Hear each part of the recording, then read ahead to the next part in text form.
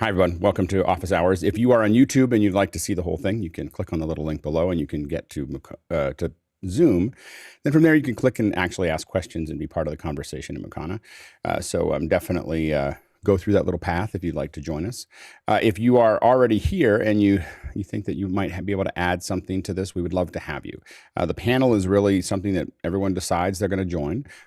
People are kind of if you think that you have other things to add, additional information, we'd love to have you. You don't have to come every day. Come on the day that makes sense. Come, and if you don't know if your kit is ready, you can come early. And we open the doors at 6 o'clock. We do mic checks at 6:40. Once we do the mic check, that's the size of the panel for the day. But we open up at 6. There's actually if you look at the emails that we send you, there's actually a 5 o'clock that we all hang out at too. So, but 6 o'clock is when we open this meeting, and you can come in and do tech checks and make sure that everything's working. Then at 7 o'clock, of course, we do general Q&A. The general Q&A is any questions you have around virtual production or media production. The best thing to do is to think about these, write them down somewhere. I don't quite understand this. I don't understand how this works. Write those down early and then bring them in and post them every morning.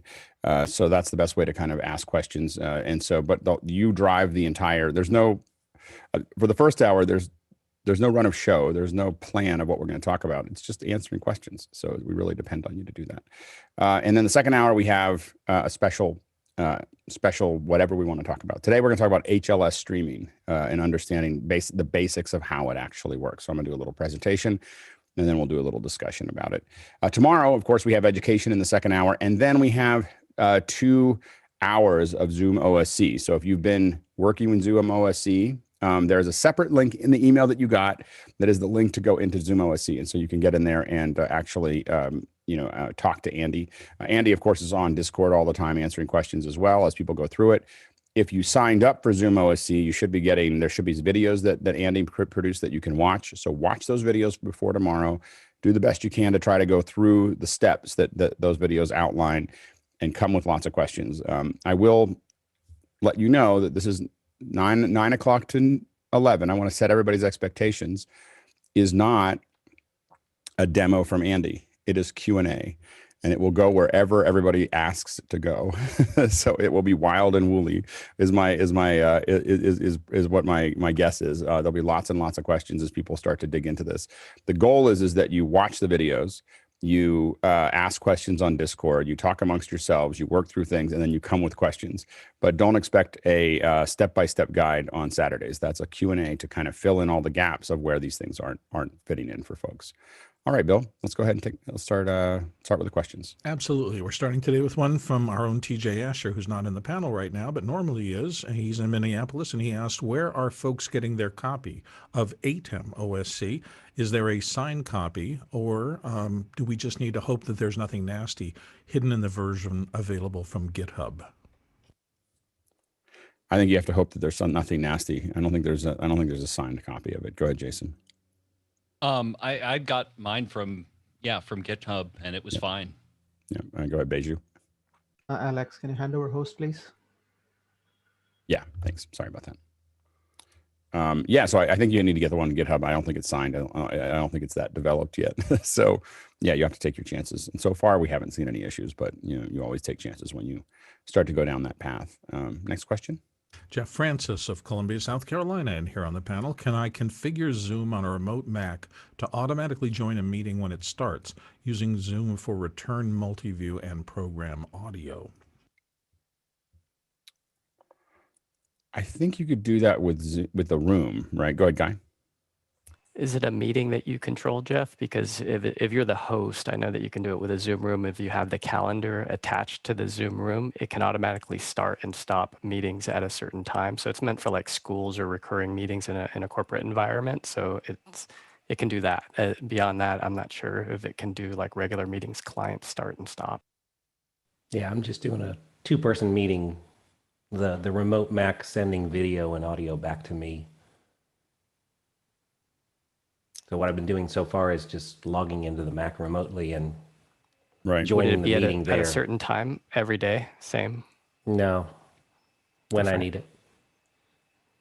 Jeff, Yeah, that one would be real, hard. real quick. If you search for one that would be related to a Python batch file, they do have some scripts out there that will fire up a Zoom by simply typing a single line of text, like one word.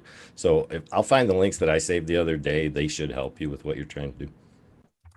All right, next question. Thanks. TJ Asher of Minneapolis is back again with, can we get a rundown on how Saturday will proceed with ZoomOSC training? We're just talking about that. Is there a separate meeting for There is. ZoomOSC? You're getting the link to the meeting in every email that you get every morning. So that's the link. So all you got to do is click on. I said registration, but there's no registration. That's the direct link to the meeting. So we were trying to avoid some of the hiccups of being able to test ZoomOSC, and so we don't have all the registration process that we have in this one. And so we'll see how it goes. But yeah, that link that you have should be the direct link that you can use to get in on Saturday at 9. Next question. Jeffrey Ray. And then after that, it's going to be Q&A. Like, it's not, we'll talk a little bit about it, but within 10 minutes, it'll just be Q&A about what's coming up for people specifically around what we talked about. Next question. Yeah, Jeffrey Reyes of the Bronx, New York. Yesterday, you showed examples of TikToks you created with your kids that use separate audio tracks. If you were to do original audio for TikTok with them using a Blackmagic 6K, what equipment would you use? Shotgun mic into a MixPre into the camera, or would you lav them up? Generally, I'll use a shotgun mic, into a MixPre or a Scorpio or some kind of field recorder. So that's when I do original audio, yeah, my pipeline is typically something like a Sennheiser 416 or NT2, depending on what the project is, and then I have that going into a mixer, and MixPre would work great. And then you have you're recording dual audio, so you always want to record into the mics for the camera so that you can rematch that. If you're using something like a Scorpio, you have or any kind of field recorder with an XLR out or balanced out, you can push it back into the camera, and you can do that through the headset. In the 6K, there is an 1/8" jack for mic that you can go out of the MixPre into, so that you get the same audio going into the that can match up. But that's I don't usually do that. Go through that headset mic. We do it with our kits, but I don't usually do it when I'm field recording because it's just a really small connection. Go ahead, Jason. It's also worth so I agree with you, but it's also worth mentioning that the 6K has a surprisingly good microphone, assuming you're pretty close to it. Oh, I would never use that for production though. Not for production. Sorry. Not for production. No. It captures something. If you want to capture something along with the audio that you're recording separately, it gives you a great sync, for it. But that's what I think mostly what it's really designed for is onboard mics on cameras, in my opinion, are generally. There's also a lot of fan noise. I mean, the 6K is not silent, so you're going to get a little bit of fan noise in that mic as well. So, next question. Next question comes us from Gavin Gratian in Manchester, UK. Is an office hours pre-show meeting the best place to test my setup? And if so, how do I join one? We were just talking about that. Yeah, so it's a great place to test your setup, and we usually we welcome it. We don't usually, we always welcome it. We'll spend more time with you on it. You just come to this meeting, but come at 6 instead of 7 Pacific Standard, and just say, hey, I'm trying to check out my setup, and don't ask for our opinion if you don't want it. So there's just nowhere. We want to help everyone, but it's kind of a hard love. It's not like like a hard help. We will pick at everything because that's what we do. So we'll be nice about it, but if you're coming to get feedback, expect to get feedback. We've had a couple people, not very many, who've come, and I think they were put off by the fact that we were telling them their mic was a little off and we're getting a little noise and this isn't working. But we'll pick at things a lot. But our goal is to make sure that you look and sound as good as you can with what you have. Go ahead, Bill, and then Courtney. Yeah, I think I'm going to double down on what Alex is saying, because people come here and we are a little tough on them, but it's not being tough for any other reason than the fact that we just want to help you get it right. And there are many people who have come here and not made it the first time and not made it the second time, and they still can't solve the problem the third time. If they can solve it after 6 times, some of those people are here on the panel right now. There is no shame in not getting on the first time you come from technical problems. Yep. We're here to solve those. Yep, absolutely. Go ahead, Courtney. I was just wondering if he was thinking about the pre-show, the 5 a.m. segment. I've never gotten up early enough to join that. But, I get up early all maybe the time. that's what he was talking about. If you there is even more time in the pre-show. The pre-show, there's a link in the bottom of the email that you get every day that has a link to the pre, and the post-show. The pre-show is very relaxed, and we usually just kind of mull through things. There's no real Q&A. Oftentimes we'll talk about half an hour about something specific, but it is another place, and it's literally almost an entirely different group of people that are than what's here right now. There's people who come in for the pre-show that never show up in the main show, and so from all over the world. So it's an interesting area, and again, you can get to it in that link, especially if you're not on the West Coast. Go ahead, Peter, and then Chris. Just briefly, I'm using this Razer gaming microphone at the moment on my Apple Mac. I was using a Logitech Brio, that C920 over here when I was on my Linux PC. And I do have some pro mics coming. So I know Alex is going to tighten up on microphones going forward, but using this little thing, I mean, you can come in, you don't need to spend mega dollars. Right. A lot of people have got that. What's that microphone, Alex? It's the $30 one? Pyle. Yes. Pyle mic or the Polson mic. We really, we at some point we'll probably make that minimum requirement because it sounds so much better than everything else at that price. And so it's a great way to kind of, and we're mostly focused on really cleaning up audio more than the video. We can put up with a lot of things, and we're kind of constantly tightening the process around cleaning up the audio just to make sure everyone sounds good. Go ahead, Chris. I'm going to be sponsoring the 2 a.m. Insomniac Theater. That's going to be happening soon. Check your email. Yeah, exactly. Next question. Comes from Jeff Francis here on the panel from Columbia, South Carolina. Regarding QSC TouchMix, do you find the screen and interface to be responsive or sluggish? I helped someone with their TouchMix yesterday and it was quite slow to respond. Wondering if there's an issue with their unit. Go ahead, Jeffrey. Yeah, and he was directing that question to me because I used QSC TouchMix in my mix. So there are a couple versions of the QSC TouchMix. You have the 8, the 16, and the 30. The 8 and the 16 came out, 5 years ago or something like that, and then the 30 came out a year after that. I have the original 16, which actually has an Ethernet jack attached to it, but then they took it out. They were going to use it for some reason. They didn't, and of course, it's gone through a few firmware updates, and you got a processor in there. And of course, that processor, as you're running firmware updates, those processors are going to run sluggish or faster, depending on how the firmware update goes. So that's my thought is if it's not on the latest firmware update, get it on the latest firmware update. And yeah, it might have a little bit of a sluggishness to it because it's an old device. Worked on a couple events with, I've worked on a couple events with the QSC TouchMix, and there was never a time where I wished I had one in my other events. That's all I got to say. Like every time I used it, I was like, this is really clunky. They work well for the band. That's the main reason why I got it. We got the QSC system, so. Okay, all right. I was always like, as someone who uses regular mixers, I was just always frustrated with them. Anyway, go ahead. Next question.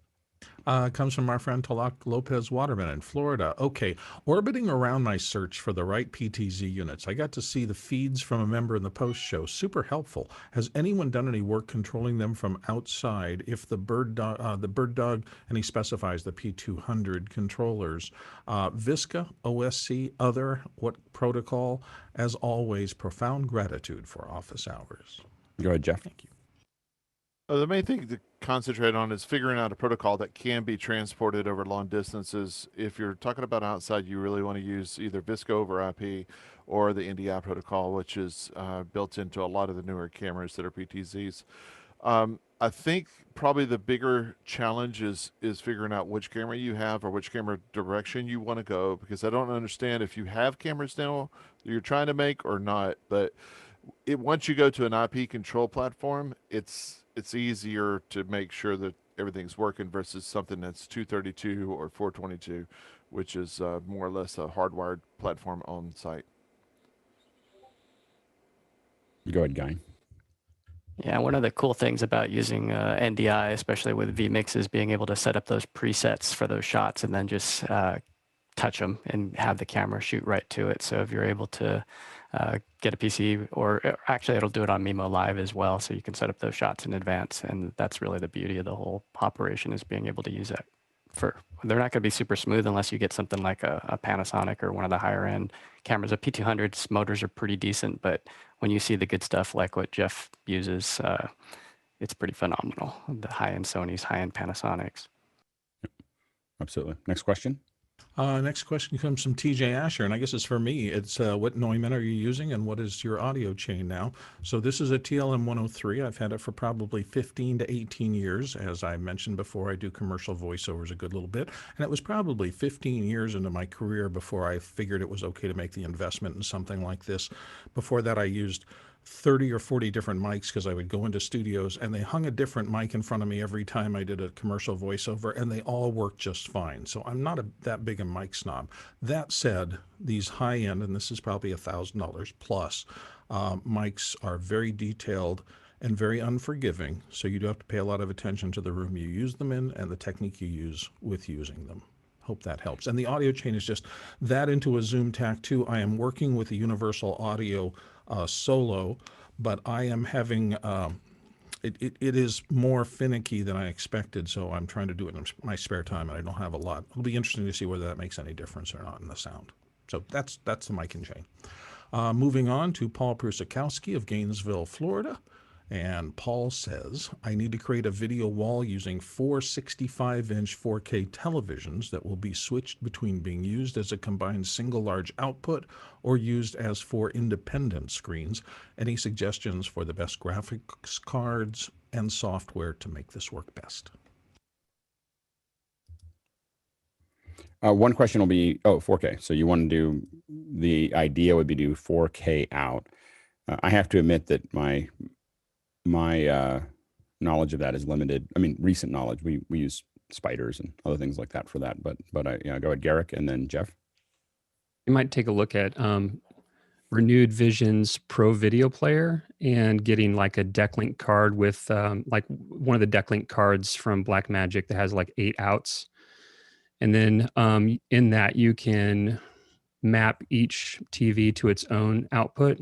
And then you can also combine them, I think, with different scenes. I believe that you can do that, but I'm not entirely positive on that. Jeff. But that's where I would start. Jeff and then Garrick Beju. is actually spot on. Either with the Renewed Vision is a great low cost entry point for that.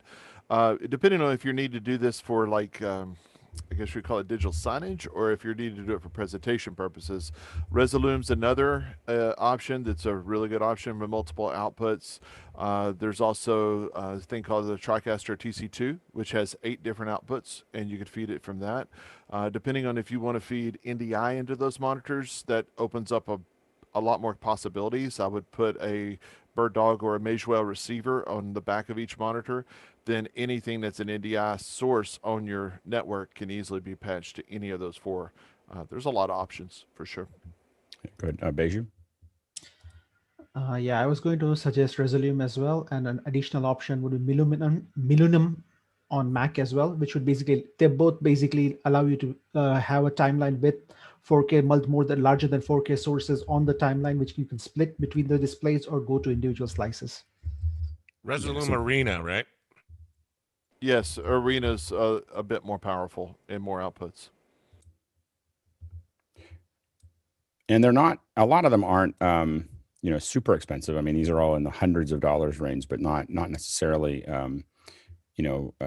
crazy expensive. I mean, when we were doing it, when I was doing more of this, I was using things like spiders and D2s, and they get expensive. Go ahead, Jason. For spanned playback, I've used MIDI. It's what, $300 or so, and it's pretty good. And that's MITTI, is that right? MITTI. Yep. Next question. Moving on to Gabriel Ung of Malaysia. I'm running a live stream event where some of the panelists want their sessions pre-recorded. Is there any requirement for the organizers to have the signed release forms from them to protect themselves? It's always a good idea. I mean, a lot of organizers don't. I mean, usually if they're recording the pre-recorded thing for you, you're going to, that they want to be part of the show. So usually a lot of people don't bother with that. but we try to do it every time. You want to have people sign release. The problem really gets into someone doesn't like what they said, or someone gives them a comment, right before the show, or they see something, now they don't want you to play it, and it creates a hole in your event. So it's easier to get that up ahead of time and decide you're not going to include them in the event because they won't sign something, than after they've already recorded it and you put the time into it. So it's just kind of a good little hump to get over, generally, to solve that problem. I would always recommend releasing people just to make sure that they can't come back and tell you to turn it off later, or you establish the rules. We work on events that they allow you to play it for the first month, but not after that. So those are, or maybe only for the live event, but not after that. And we try to avoid those, that content, because it gets tricky to handle, but those are other requirements that can come up. Go ahead, Sky. And traditionally, if you were to go into a venue, there would be postage. This posters stating that this event is being recorded. If you by entering this space, you are participating with you're giving us rights to use your image for our purpose. So consequently, this new virtual experience, at the beginning of our experience, we make sure everybody gives us a thumbs up that we will be using it for our marketing purposes. Yeah, go ahead, Chris. Years ago, I went to the Australia Zoo in Australia, and because they shot so much of the Steve Irwin TV show there, as you walked in, there are big giant signs that said, if you set foot on our property, you are giving us the permission to have you in the background of something we may be shooting. Because it's the zoo was practically, a TV studio for them. They were shooting there all the time. Yeah, absolutely. Next question. Comes from J.J. McKenna of Santa Venetia in Marin County, California. Earlier today, Alex muted a participant in Zoom, but then reported that there was still noise in the chain from that source. Where does Zoom mute, if not at the computer input, if this noise was still sourcing from that participant? There wasn't. I muted someone and I thought it was them, and then it was me. So it was, there was once you Zoom, when you mute Zoom, you'll mute whatever's going to Zoom. And it won't be that. It's usually trying to find where it's coming from. So you're muting folks. I kind of wish that there was some keystroke. Maybe this is a ZoomOSC thing of pushing down a keystroke and just saying, I want to clearly see who's muted and who's not muted. Sometimes when you have a lot of people on a screen, you can't tell. Go ahead, Peter. So further to JJ's question, is that ever an issue? Does it ever happen? No, if you mute someone if someone's muted in Zoom, their audio will not go into Zoom. Thanks. It's sometimes an issue. The big issue we have is double muting, which is that they unmute on Zoom, but they're muted somewhere else as well. That's usually more of a problem for us than people leaking in. But if they're muted in Zoom, they'll be muted to the Zoom. No, I just asked that for anyone that didn't know. So. Yep. Absolutely. Good question. Next question. Gabriel Ung is back from Malaysia with, I'm using a Blackmagic Media Express to capture from my Decklink Duo. I'm recording 2 streams simultaneously and I'm trying to sync them up. My sources do not have timecode embedded. What are the methods to get timecode embedded into my recordings, or is there any other way to sync? Thanks. Go ahead, Jason. I believe those cards have a reference in. So, I would start by giving it a reference in. And if you don't have that from a switcher, Blackmagic makes its own box for generating time. Well, it's not time code. It's TriSync, but that's where I'd start. You should be able to do it, and the cameras themselves should be able to do time of day, and you can also jam them to each other so that they're both on the same time of day to make that work. I have to admit that we do a lot with timecode now, but I spent a solid decade not bothering with it because I could sync it up with audio so quickly that it didn't matter to me. Whether I had, especially with 2 cameras, with lots of cameras and lots of audio and everything else, timecode becomes super important.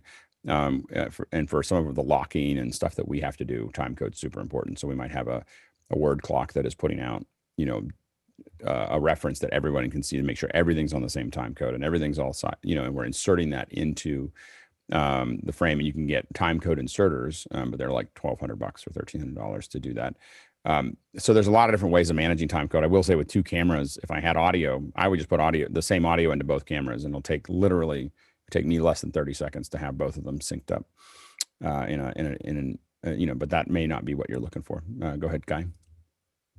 Some people take a 4K timeline or 4K display and then quad split it. So then you get, 4. And so if you take the 2 in and you feed that or record that 4K image, you could then bust that out in the edit and it'll be perfectly frame accurate because they can't drift. They're recorded on the same feed. Yep. We used to do this thing where if we didn't have the same audio necessarily or whatever, and we had multiple cameras, we used to do what we call a mini slate. And we point all the cameras at the host, if we're doing like a 3 handheld at a location or whatever, and we didn't have any way of doing it, and we just have them go like this. We literally would just go like this and just make sure that all the cameras could see it for a second, and then they'd spin out, and you could just sync it with the little tap is all you needed. Go ahead, Guy. Actually, Jeff, is that how some of this hardware is working with SRT to get stuff in sync and sports up to the cloud? Well, the hardware itself, like the Matrox and LiveView has its own kind of timing thing, but the SRT that's used in Matrox, that unit is actually timing against an NTP clock.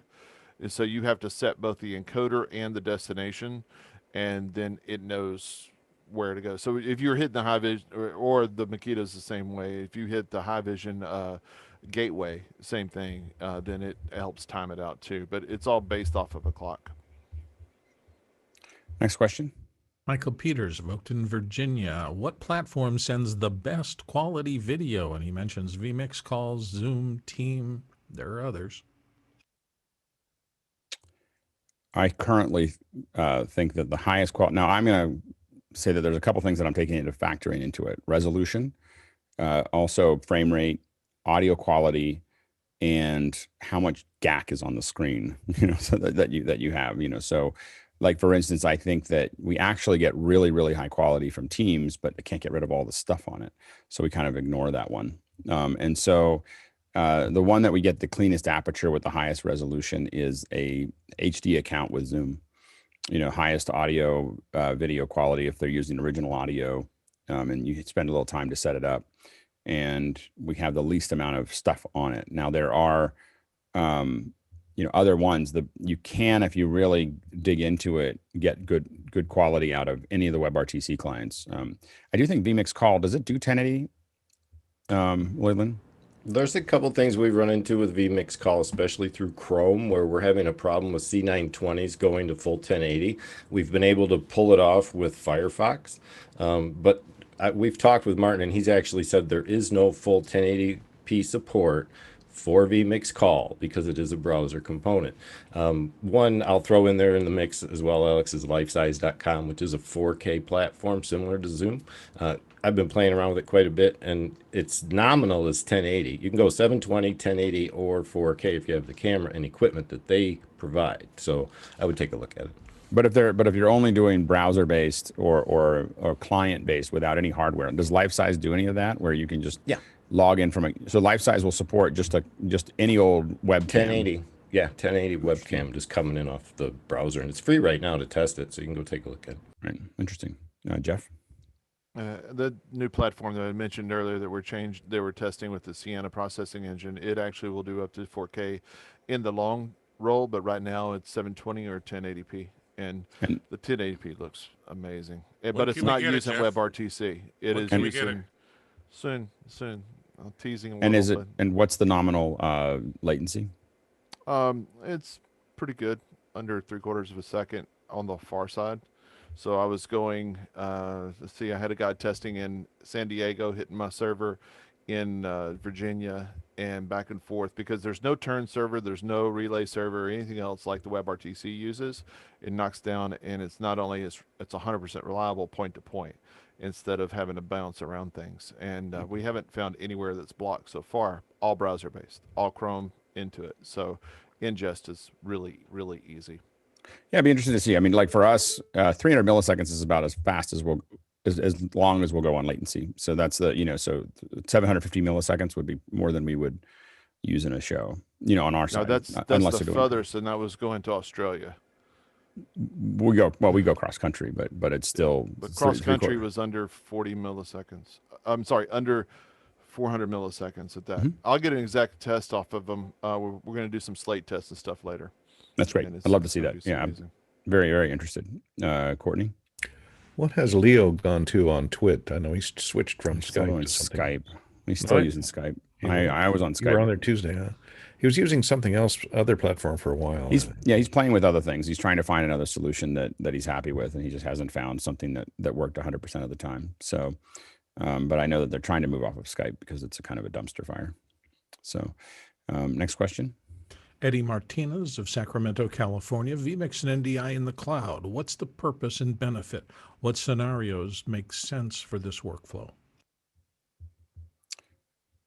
Guy? There's a guy that's been showing me a lot of stuff that works for a major nonprofit, and his workflow is blowing my mind.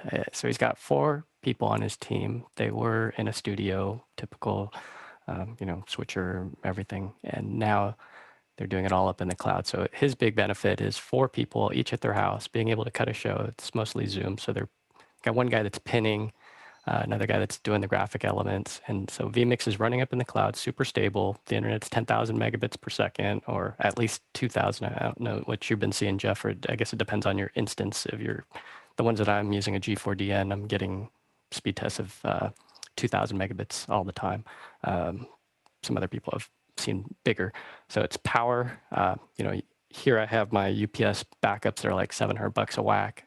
If I had to run 4 more machines, you could just see the cost going up and up and up. And if I wanted to pin even more people or do SRT streams, and it's just easy to spin up additional machines. So 3 things: the bandwidth, the power, and the scalability. And I know Jeff's going to add more to this, but those are the reasons why. Good, Jeff. Definitely exactly what Guy said. I'm actually doing some testing, feeding another one of my clients right now, multiple feeds from here, so he could do some scalability tests with his Vmix that we set him up with. His cloud, he is on a mountain in North Carolina, and he literally says, like, I can't do, but I'm getting jobs.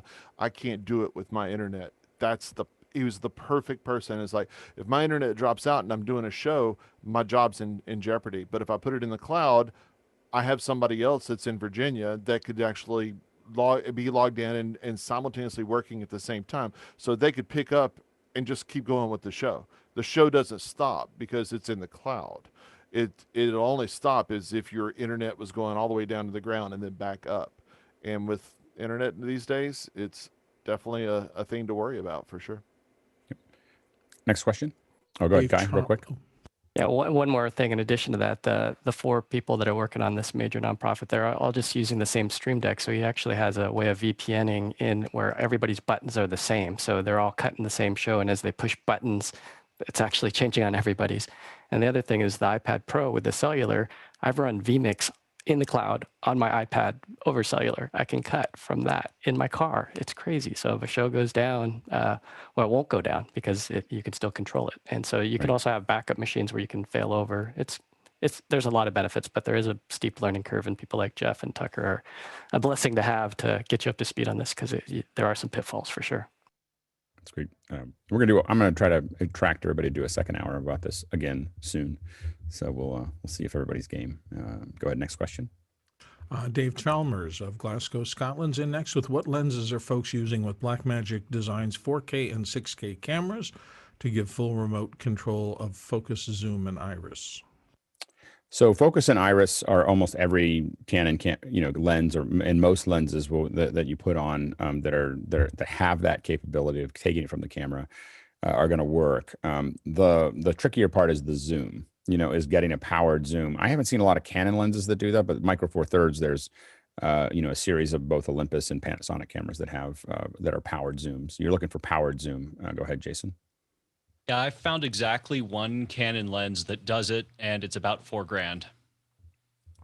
Yeah. So, and then of course we get into being able to do it with Fujinon lenses and so on and so forth. You can get really expensive lenses that start to handle zoom remotely through the camera. But in general, our controls are, interestingly enough, less expensive lenses. These little powered zoom lenses are the ones that we've been using. Go ahead, Bill.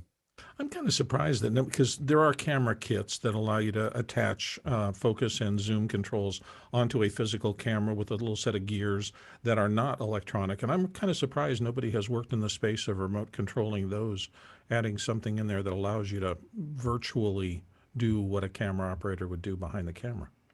Well, yeah, unit. Yeah, I mean, Right. definitely. I mean, we definitely use telemetrics heads that do all of those things, and we can control them all through that system. But those are, but the little motors, I haven't seen a ATEM connection specifically to lenses that can do that control. Go ahead, Jeff. Just recently, I ran across a company called Middle Things. That it seems like a company, I guess, but maybe just one guy in a closet. I'm not sure. But anyway, they're interfacing he started from the ATEM, I don't know, one of the ATEM switchers with the one with the joystick, and that is controlling the Ronins. And then he has because nice. the Ronins are actually controllable, you can control the DSLR you add on it. Then he got everything out of that, and it was a pretty good thing. Middle Things, I don't remember if it was a .com or whatever, but it seems like a pretty good route to go for those that have Ronin sitting around. And it's middlethings.co is Co. the Okay. is the name of the company. Yeah, I've Yes. played with that. There's exactly one pitfall, which is that it's Bluetooth. That's interesting. Well, the receiver is Bluetooth to the Ronin. Yes, Correct. so it's wireless to the Ronin, but the receiver part itself is actually tied into Cat5 Ethernet, I believe. So Right. it's So just his that little solution is, smart thing. it's okay, put the transmitter right on the camera, but Yeah, I've this is run not to go events where running that's- around. This is not Right, to go right. running around. The other is ICANN actually has, they call it something PD. It's their PD series, and they actually have lens controls, and those are also wirelessly controlled. I think that's using 2.4 or 900 megahertz RF. But you could actually, do your focus, your zoom, and those little. Basically, you put a rail underneath the camera, and then they just slide onto the lens, and it's actually pretty common, coming to be really common. It's cool. Next, go ahead, Chris Fenwick, real quick. Months ago, we talked about there was a video that everybody was passing around about this younger guy that had this amazing streaming setup built into a van. And I think it's this guy. He's in the Middle Things demo video. I think I recognize him in his accent. Anyway, just curious. Yeah, I don't know. He seems like a fun guy to get on to the show. That's all I'm saying. Next question. John Bretto from Los Angeles, often here on the panel, says, I'm setting up an outdoor projector screen for a local bar restaurant for the Super Bowl. All of his TVs run on the Creston system. I cannot tie into that. I was thinking about putting in an Apple TV into his guest network and feeding that into the projector and a PA system. Any other thoughts? Go ahead, Jason. do yourself a favor. Go get a really long Ethernet cable. You're going to be very, very happy with the results because historically the Super Bowl has been very bandwidth constrained. I've had many, the last 2 years, I've had maybe 2 dropouts each year, and it's made me crazy. No, the Use Apple TV, Ethernet. The Apple TV is plugging into Ethernet, and I'm running that outside. Oh, yeah, then you're good. I think that's the best way to do it. Yeah, I would do anything I can to avoid interacting with the Creston if I didn't have to. Yeah, so yeah, that sounds like a good plan. Out of your so you're basically for those of you who are tuning in, someone's a few months ago we passing. introduced. Chris was sending us audio. The what was I going to say? So you're going to take the Apple TV HDMI and put it directly into the projector. Is that the plan? Correct. Yep. Yeah, that's exactly the way I do it. Yeah. Next question. Eddie Martinez of Sacramento says, Polson or the Pyle mics into a MixPre. What adapters are used to complete the connection? Go ahead, Jeff. Can I just say it? Don't put a $12 mic into a MixPre. Really, get a better mic. I will say that the funny thing is if you then got the noise assist, it would really clean up those mics a lot. It would definitely improve it. It's a $12 mic. I'm on one right now. Yeah. I don't expect it to be great, but not into a MixPre. I'd expect a real mic. It's iteration. It's iteration. You invest in the MixPre, and then you have to wait until you can buy the next mic. You can't buy them both at the same time. You might not have the money. Go ahead, Guy. Yeah, if you get something like the VXLR Plus from Rode, there is the locking 3.5 millimeter, and if you go XLR in, now you have the ability to use the faders on the front, so you can put it into channel 1, 2, or 3, and then if you fit it in 3.5 millimeter though, it's on a different channel, and you can rip it out accidentally. So I'd recommend getting the VXLR. I mean, I can Plus or definitely, I something definitely applaud the moving to the MixPre, and then knowing that the mic will come next at some point in time. You already have the mic, so I think that's. I mean, none of us can buy everything that we want at the same time, so it's always an iterative process. Go ahead, Jeffrey. I'm a little curious if you do something like that into the Rode, since the Pyle or the Polson don't have locking screws, would you like hot glue that in there so it stays in, or do you just leave it as it is and hope for the best? I would not hot glue it. Chris and then Jeff. Super glue. There's a version of the Polson that uses the little screw-on thing. Yeah, hot glue actually would work, Jeffrey, but why? I mean, do you dance around Just pulling so on your so it cables, doesn't pop out? Yeah. I'd probably use gaff tape before I glued it. Go ahead, Jeff. No, Chris got it. Okay, next question. Sennheiser version. Dave Chalmers of Glasgow, Scotland, is up next with, for coverage of a regular small live event with limited budget, would you install fewer, more expensive pan tilt zoom cameras or more lower cost fixed cams? Maybe discuss the pros and cons of those two approaches. Go ahead, Jason. I think it's going to depend on the versatility of the coverage that your client is requesting. I would say these are your options. These are the benefits. These are the drawbacks. What would you like? Go ahead, Jeff. I am, of course, a very big proponent of PTZs. I would suggest spend the money on better PTZs, and then you have more control and you're more flexible of what comes down the road. So if we get locked down for any reason, or you have a situation where you can't bring enough people in, you still have the cameras, you can use them. And it also gives you the ability to do remote workflows. If you have fixed cameras, you got to have a person behind them. Well, you don't have to. Well, if you want it to look good. I mean, if you want it to actually be produced, unless you're just a lock-off type shot. But the advantage is if I have to send somebody out, I use lockdown cameras, but when I have to send somebody out there to adjust it. So if I have to adjust the iris, if I have to adjust the framing with a PTZ, I just dial in by IP wherever I am, literally on-site or off-site, and then I make the tweak at that point. And Coach Leland? So it depends on your workflow. Well, I know Jeff's using a lot of high-end PTZ cameras, but let's say you're a church or an organization that's using some of these little $700 to $1,000 PTZs. What are you going to encounter with range, distance pickup that you'd be able to acquire on one of these type PTZs versus a still, a standard camera? I mean, the problem is that the lower end PTZs have, from a concert perspective, have very poor low light, and so as you get into that less than, when you're dealing with concerts specifically, PTZs, you tend to really need to get really good ones, like the ones that Jeff uses, to get even close to something that's going to work well. And even then, less than the BRC 1000, I would be like, I don't know, for a lot of concerts. Whereas the other thing that we deal with concerts a lot is you want drum cameras and you want overhead cameras and you want, and I would many times, what I would prefer is a hybrid of, a bunch of little cameras and one or two operators can get a lot out of a concert, as opposed to, there's a lot of moves that are very difficult with a PTZ for a concert, of following someone close up and doing a bunch of other things like that I would probably, if you can get a hybrid of, again, some insert cameras that get close-ups and wides and things that are over the drum set and over the, things that are over, and you can kind of move around a lot. The thing about a lot of concerts is the cuts are really fast. And so if you end up with not very many cameras, you don't have very many cuts. But I've done, a lot of shows, and I've done them with PTZs and just I just don't feel like they're responsive enough to get what I need. Go ahead, Jeff. I can't wait to have you on one of my sites.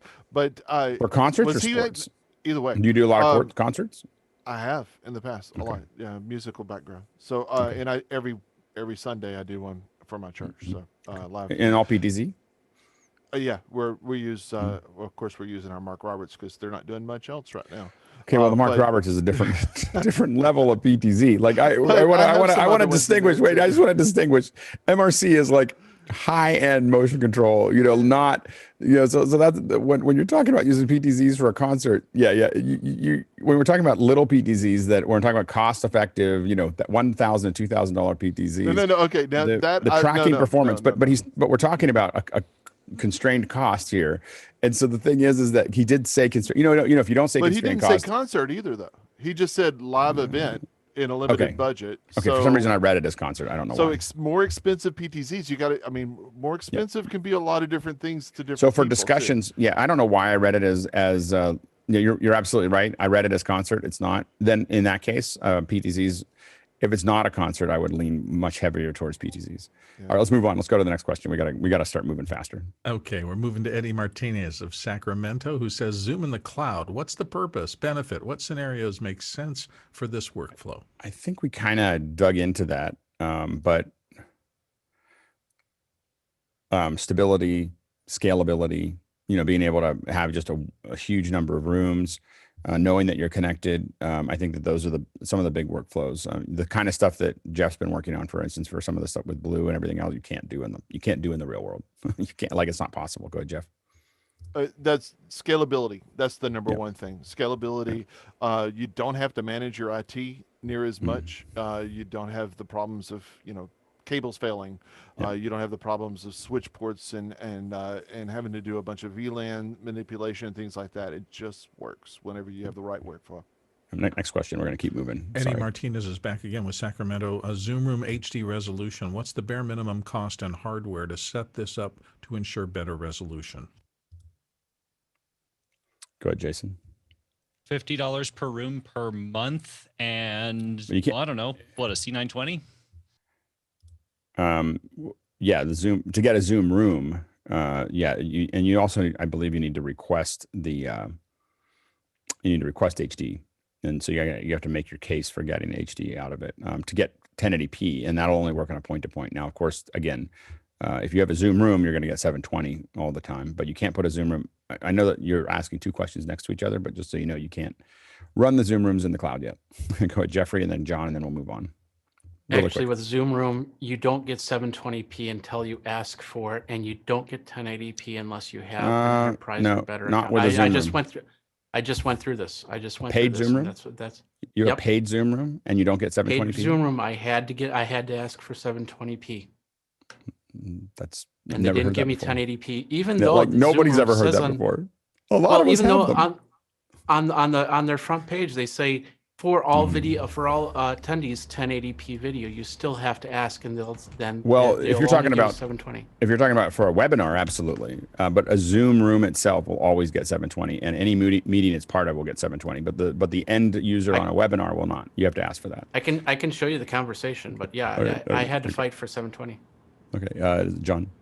Their requirements, according to their website, which are probably 90% true, is you have to have the business account, which is 10 accounts, $200 a month minimum to go up to 1080p. Yeah, absolutely. Next question. Guy Cochran of Seattle. Will the new 5.5 Zoom Room GUI, graphic user interface, take up more of a clean feed? I don't know. Have you started testing it yet?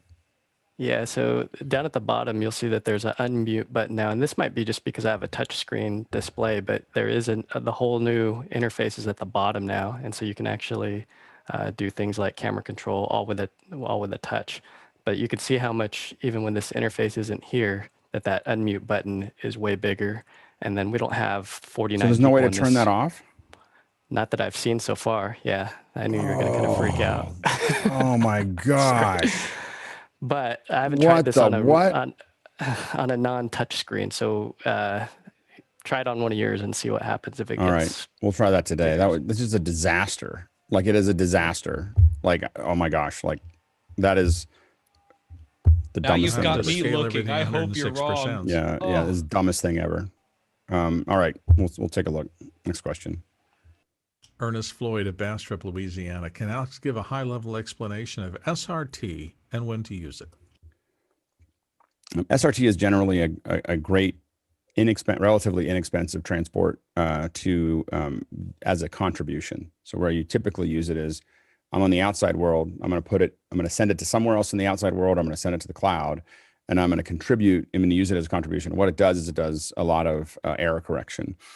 So it's going to be able to, with a little latency, a little bit more latency than we would see in WebRTC and other things, we will be able to make sure that all the bits get from one end to the other. I would say that it's probably 80–90% as effective as Zixi, which we've talked about a little bit in the past. So it's not quite as robust as Zixi as far as handling. What SRT doesn't handle as well as Zixi is fluctuating bandwidth. So Zixi handles it handles low bandwidth and momentary challenges better than SRT, but SRT is much more reliable than RTMP. So SRT gives you, most of that reliability at the cost of a little bit of latency, but you don't usually use it because of the latency. You don't usually use it once you get it to wherever you're going. You don't use SRT between things. You use it as a contribution to get to wherever you're doing your production. So once you get there, you're using NDI or SDI or other things like that to pass the rest of your show. So it's really a contribution protocol. Next question. Nick Bacon of Richmond, Virginia, looking for recommendations for LED space lights to provide even lighting across a 25-foot by 24-foot white cyc. I have 2 by 20 amp circuits available, looking for the best grid mounted options. I've tried it Apture. I've tried, I guess, Apture 300Xs in the space with a lantern modifier, not bright or even enough. Now looking at the Chroma Q Space Forces. Go ahead, Jason. I love a good cyc wall light. I would say Kinoflows in the past have worked really well for me. If you really need to fill in, even, I assume he means, yeah, that's right. He means evening out the light of the wall, not lighting the foreground. So yeah, I'd say Kinoflows work pretty well. Yeah, I mean, once you start getting to that size, you're starting to look at more of a cylinder, type solution. I can't think of the name of the companies right now. And the problem is you would need more power than what 2 20 amp circuits is not a lot to light that large of a cyc. And I just can't, again, off the top of my head, I can't think of the cylinders that we typically use, but they're kind of a cylindrical light that is not coming off the top of my head. I've said it 1,000 times and now I can't think of it. Go ahead, Bill. I mean, I've used snow globes, but that's not No. a cylinder. I'm talking about real. Yeah, look at a couple of websites like ProPsych. They specialize in cyc lighting, and I'm not saying to use their stuff, but I'm saying they will show you the type of lighting gear that is typically used for large-scale cyc installations. Yeah, but they're not typically one directional. They're kind of omnidirectional up there, and right. They throw out light everywhere. They're very bright. They usually, no, they're not carbon arc, but there's some kind of an incredibly bright source inside to light up a giant space. Yeah, go ahead, Courtney. Yeah, Mole Richardson, which is the pros type stuff, has these 400-watt variable space lights that use LEDs now. That looks exactly like what I expect. They're probably very pricey, though. Yeah. Yeah, I'd be kind of interested. Yeah, and Aperture does make a light shape round lanterns, and it's maybe slightly different, but it'll look like a kind of a pillar. So Aperture does make something like that, and it would be interesting to see if it's not powerful enough for you. That'd be the problem. But yeah, the space lighting that your space light from Aperture should fit the lights that you have. Next question.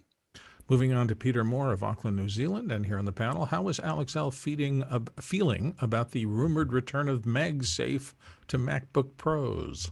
Super excited. I'm bummed that I bought a bunch of laptops without them. I finally gave up and bought laptops without MagSafe, and then they might bring MagSafe back. So that's all I got to say. All right, I'll have to buy one, I'm sure. Next question.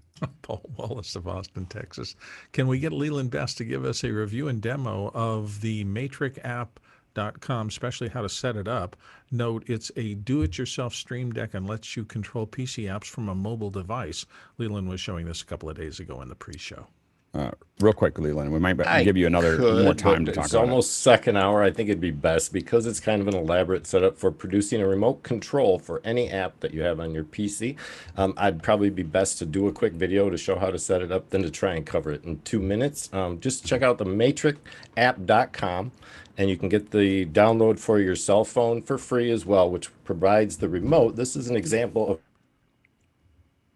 Oh, lost you. He pressed the button to mute I himself. pressed the mute button. Works That's great. what I did. So this is the remote I'm using right now for all of my Zoom calls. So I have control over every feature in Zoom that has a keyboard shortcut, and I can use any device, whether it's a cell phone or a small 7-inch tablet like this. The app, if you add an additional $5 to the developer, who I've been speaking with quite a bit on the back, it comes out of Croatia. They will give you access to a larger grid and create as many large of a matrix as you'd like, rather than just fit to a standard cell phone size. That looks pretty cool. Definitely. We'll talk to him some more. If his English is reasonably good, we'd have him on the air. So it very much is, and I'm trying to convince them to build OSC into this as well, because this would make a great controller for ZoomOSC if we can get that in there. Absolutely. Yeah. Excellent. Next question. Comes from Ramesh, looks like Lange, and I'm sorry if I'm mispronouncing that, from Colombo, Sri Lanka. Thanks for office hours. Just curious on what cloud services everyone has experience with. AWS, Paperspace, are there any new providers worth checking out? I mean, Google, Azure, and AWS are the three big ones. And there's a lot of other ones that do a lot of other things. I mean, most of my experience right now is with AWS. In fact, I'll be talking about basic AWS ingest for streaming next Friday. So we'll talk a little bit about just the very basics of using a Stream Deck, and not a Stream Deck, but a Link or RTMP into that'll be something that we're kind of working on. But most of what I've done is AWS. So I have very little experience with the other ones. Go ahead, Beju, real quick. Just say that Paperspace is pretty decent. It has its limitations, but it's an easy entry into the system. It's much less complicated to set up compared to AWS. So if you need to run a simple instance of Vmix or OBS or something in the cloud, it's a nice way to get into it. And the costing is pretty predictable. So for someone just getting their feet wet, it's a nice way to get into the system. The big thing that I recommend when you can is trying to get into the thing that you can scale to if you can. And like if you can get, what we're going to try to do is build build more training around AWS and hopefully get some of the folks from AWS to come help, so that you go through the trouble of learning how the basics work, and then you're only incrementally adding all the way up to a big show, and you're not like getting really good at something that's limited and then having to relearn all of that when it gets bigger. Because the challenge really gets into, you start taking on bigger and bigger clients or bigger and bigger shows, and suddenly you're really far off the ground, and now you have to change planes in the air. It's better just to get in the plane that you can go to the altitude that you want when you can. So that's the only thing I would think about there. Go ahead, Jason. Restream.io is also insanely simple if we're making lists of like absolutely idiot proof. Restream.io is fairly reliable and extremely simple. And limited, like it does, it's a one trick pony, yeah. One trick pony, yeah. So next question. We're going to keep moving because we're running out of time. Dave Chalmers in Glasgow, Scotland says, sorry if this is in a FAQ, frequently asked questions, but is there a link to the Pyle headset mic that keeps being mentioned? If someone can link it to the Pyle or the Polson that's in there, definitely link it in Mukana. We'll go from there. Next question. Next question comes from Jeff Deinkong, maybe. Upland, California. Any thoughts or experience using machine learning rotoscoping by Runway? And it's runwayml.com. No, but I'm super excited about it. I mean, over time, it feels like it's something that you should be able to rotoscope. You should be able to, the machines could be able to figure out what the difference is between things. And it's a very repetitive thing to do. But I'm definitely going to try it. Should we I'm always explain looking to those for who might be watching and don't know, rotoscoping is simply frame by frame manipulation of something like almost like cell animation from the old days. I mean, you basically, most visual effects shots have some rotoscoping in them. And you're basically drawing a line around the thing that you want to keep to get rid of the other things. And you do that every frame. Now, when I say that, you don't really do it every frame. You take a movement of an arm, for instance, and draw a little line around it. Then you take its next time before it starts changing direction, and you do another one. And then you let it animate between those. And then you correct it in the middle and correct it in the middle and correct it in the middle. So you're not really drawing it every frame, because that would actually look horrible.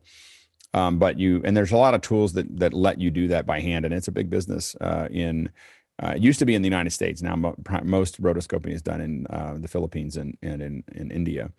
And they are really good at it. So that's a very, very high level of skill. It's a very meticulous skill set, and computers are slowly catching up with it. I think that to do it, but it still requires a human most of the time, because it's making qualitative decisions about what's in the foreground and what's in the background, and the computers still haven't gotten perfect at it. But you'll see Adobe making advances in that. The new Resolve has some advances in that. So it's something that will slowly become something we do automatically, like match moving, where we used to do that by hand and now we don't. But it's not there yet. Next question.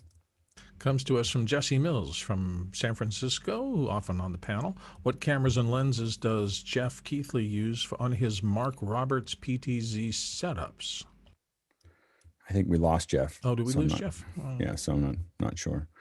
I know with our telemetrics, we're using all Blackmagic cameras, and you could probably put anything on the Mark Roberts heads. I mean, these are expensive and very powerful heads that you can do a lot of really cool things with, because you can pre-program moves and everything else within them. They're slick. Next question. Eddie Martinez of Sacramento. Polson / Pyle, how are you getting them into Zoom? I assumed you were all using a MixPre after the $12 mic. Yeah, go ahead, Jeff. So my Pyle is going directly into the TRS 1/8" input of a ATEM Mini Pro. And if you split that, you can use one side of that. It provides the mic power you need. The other way is through a analog to USB interface, which is Sabrent or TechRise makes those. Yep. Go ahead, John. So they need bias voltage, which is like 3 volts. My sound card on my PC had enough to drive it right out of the box. I just plugged it right into mic in and it worked great. Yep. Next question. Michael Peters of Oakton, Virginia. Vmix calls is not supported by multi-quarter. I tried recording 5 ISOs and a switched feed, but get frame drops and multiple files that I have to sew together in Premiere. LiveMind NDI recorder does the same. Any options or workarounds to record 5 video calls? Go ahead, Leland. You mentioned NDI, which would be to open separate monitors for each of the calls that are coming into your NDI feed and recording from there. That software is capable of doing that. Go ahead, Jason. You're gonna hate me for this, but I've got 5 hyperdecks, and that would be my solution. Like, ISO recording is easy once you decide it's worth money. I haven't had a lot of success with, especially the same computer. The thing I try to avoid is having the same computer trying to record something that is also doing the switch. Running Vmix and the recorders for 5 ISOs is a lot of CPU. So if you want to do that, you're going to need a really powerful CPU or a second computer that's really dedicated to just that thing. Go ahead, Guy. There's a pretty cool video up on YouTube that a guy put up that shows 4 Apple TVs. So you can run Sienna app. It's $99, and then you can run it on as many Apple TVs as you want. You can choose the NDI stream. From there, he's kicking it into an ATEM ISO, and he's picking up 4 feeds there. So that's a way of getting at least 4. And I'll put a link to the video. Yeah. And what's the video feed? What's going to the Apple? So he's using Sienna to go to the Apple TV, and then directly into the ATEM ISO. That's interesting. Yeah. Next question. Moving on to Patrick Shonas of Little Rock, Arkansas. Based on the latest interface question from Guy, do we know if Andy Carlucci is working to have ZoomOSC where the displays are clean with no junk on the screen? That'll be a question for tomorrow. So definitely ask that question tomorrow, and we'll go from there. Next question. Next question is from somebody named Alex L. If you wonder if things are fair or not, my question got -4. -4. I got slammed to the ground, and I'm okay with it. Like everyone who talks about negatives, I'm okay with it. I'm okay that you guys gave me a -4. We're still going to answer. We're still going to ask the question though. Go ahead. How many people are using Clubhouse? Should we do some office hours type shows there? Go ahead, John. I'm not. By the way, for those of you who gave me negatives, I'm not talking about making any part of this show in Clubhouse. I'm talking about adding like an extra night somewhere that we do Clubhouse just to see how it works. Go ahead, John. So I've been part of media type communities now for 20 years. Blab being the last one, which was 6 years ago. And we're finding lots of people that are, coaches, or how to better your life all over Clubhouse. The attrition rate on Clubhouse is going to be huge. It's going to be in the 90 percentiles. Mm-hmm. Go ahead, Paul, and then Bill. Yeah, I'd say try it out. Blues, who was on here a few days ago, he's big on Clubhouse. He's huge. And then in Austin, Elon Musk has a nightly show on Clubhouse. It's crowded. Go ahead, Bill. Yeah, I just don't know if it's going to turn the corner or not. I think that's a 50-50 coin flip for me. There's just so much noise for the signal on there, it's ridiculous.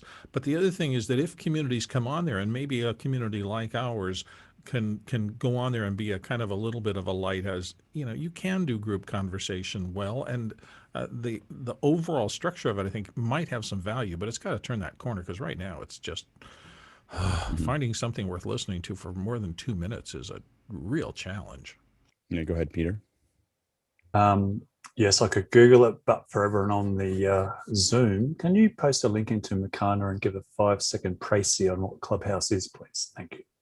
It's an audio discussion platform. The reason I started thinking about it, I mean, Paul's been talking about it, and so I've been already trying to figure out. At first, I was going to pipe this show into Clubhouse, but I realized that's not really the culture. The culture is everybody calls in, or they jump in over the app and they all talk to each other. The problem that I have is I don't know how much control you have over who talks and who doesn't. But for me, I just feel like I need to know what it is. So I'm probably going to do some shows there. It's less of, do I think it will really work?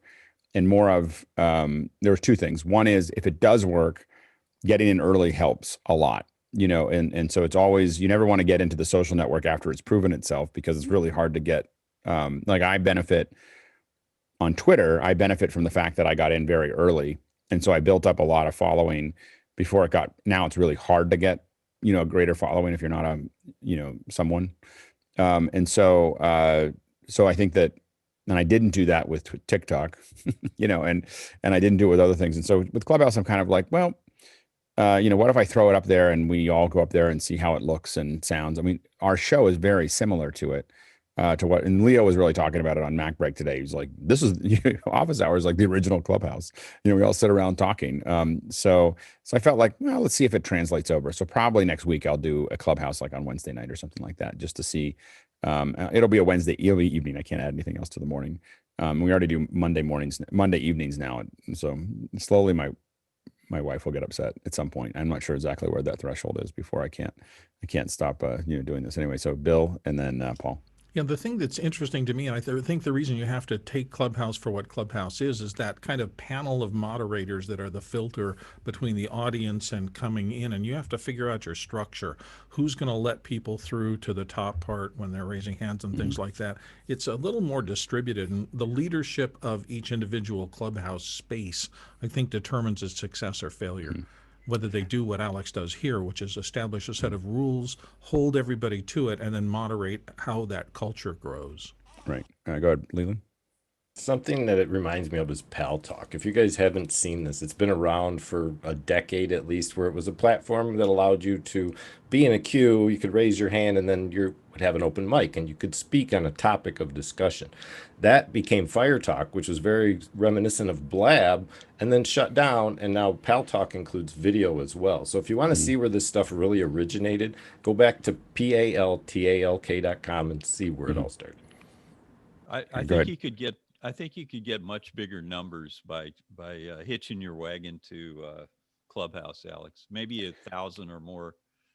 I already have. I haven't done anything on it, and I've got like 140 followers. So I feel like I haven't turned the switch on. So I feel like I could get I look at it as an opportunity. Also, there's a new market there. We could we could grow it, but I see a lot of them coming back to this. If we're only doing that once a week and doing this every day, I could see a lot of people coming from Clubhouse back to office hours. And so I think that, or office hours on Clubhouse to office hour, if we remind everybody every time we do the show that, hey, we do this every day in the morning, and once a week on, another time in the week, I think that might be kind of interesting. So we're going to give it a shot. I think you could get 1,000 or more on Clubhouse. I think I could. I don't think that I would. I think that this show, because especially what I'm going to do in a minute, is not something I could do in Clubhouse. So I think that's also part of the process. Go ahead, John. Real quick, the problem with all these media-based social networks is monetization. So Justin TV, which was the predecessor of Twitch, had huge problems. Stick'em, all of these communities couldn't monetize the traffic. and that's why they failed. I know how to monetize it. Anyway, next question. He's going to end up with an office hours T-shirt and sell it. That's the whole plan. It's all going to be about ball bearings. Anyway, so all right, next question. Jason Robert Shaw of Sarasota, Florida, came into studio in Blackmagic Web Presenter with Terranex, and the panel is dead, not sending SDI. Plugged it into the front of the USB service port, and load Web Presenter software. The box is detected.